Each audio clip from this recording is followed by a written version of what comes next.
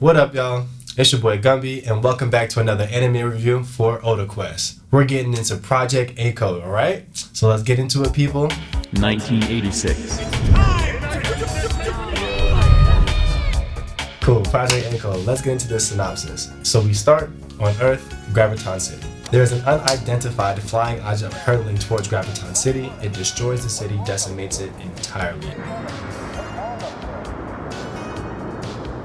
16 years later, the city is back, it's blooming, it's teeming, there's life, and now we zoom into the lives of three young girls, Eiko, Biko, and Seiko. We have Eiko, who is the protagonist of our story, a superhuman, supercharged young lady, red hair, awesome outfit, schoolgirl. We've got Biko. Wait a minute, you don't rush me off. I get what I want, and what I want is a fight. She's the hater of the three. Happens to be the most rich, happens to be the most well off. However, she doesn't have any friends, no one really likes her. And of course we have Seiko, as spacey as she looks, but she's a loyal friend. She's really fun to be around, why not keep her around? Eiko, always being late for class, has to make sure that while Seiko's at her front door, she makes a mad dash from the bottom of the summit of a mountain to the top because she has super speed. By the time she gets to school, there's Biko.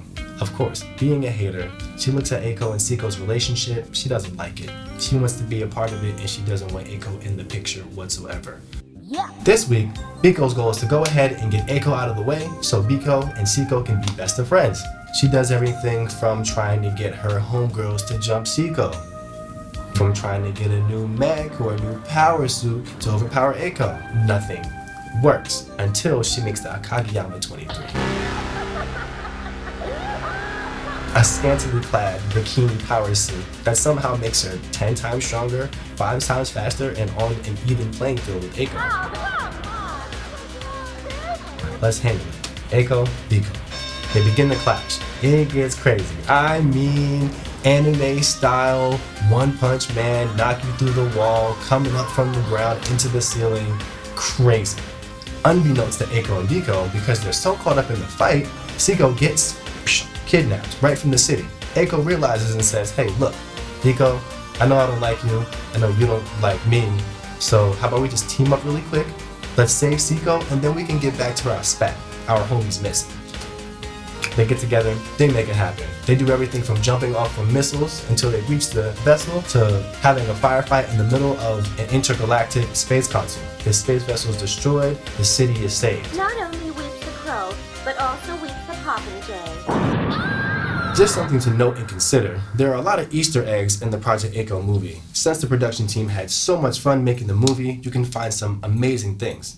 Per example, according to research, there was no legitimate script that was written. Everything was done through storyboards, word of mouth, and just technically good energy. So, you gotta work with people you trust.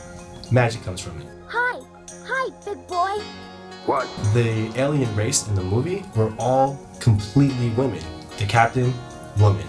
Also was supposed to be a direct parody of Captain Harlock.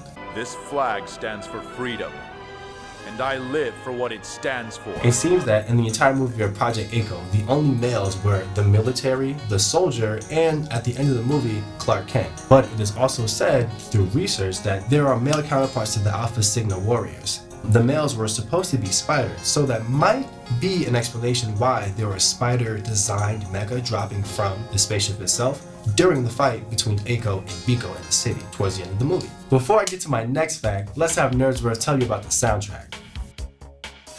Thanks, Gumby. While the project is a mid-80s anime, you'd think the OST would be produced in a land of the risen sun, but the soundtrack was actually produced in Los Angeles, USA.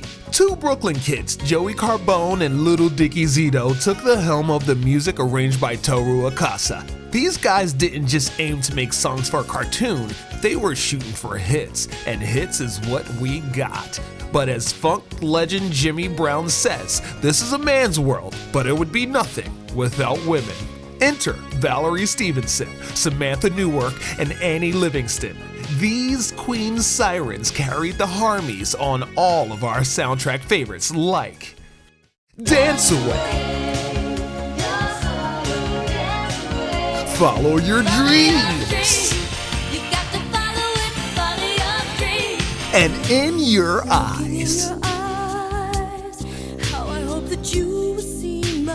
This audio path blessed Project Echo with a Western synth vibe and future audio textures, breathing even more life into Graviton City and this out-of-this-world parody-riddled schoolgirl adventure.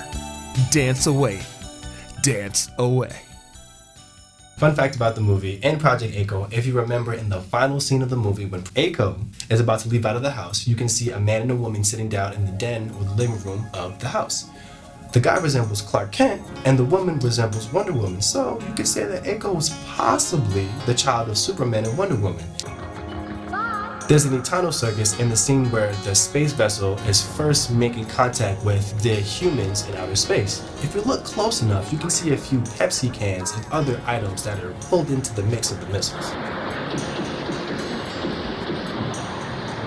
Last but not least, one thing to consider, if you watch the movie in English dub rather than seeing it in sub, trust me, it's worth it, it's comedy gold, you can't go wrong. These have been the fun facts for Project Echo. It's your boy Gumby. You know where to find me. If you want to see more things about that Eternal circus trope, it's going to be on our channel. Look it up. We've got new things coming to you. Hit that like button, hit that subscribe, tell your friends about us. We'll be here. And we're out.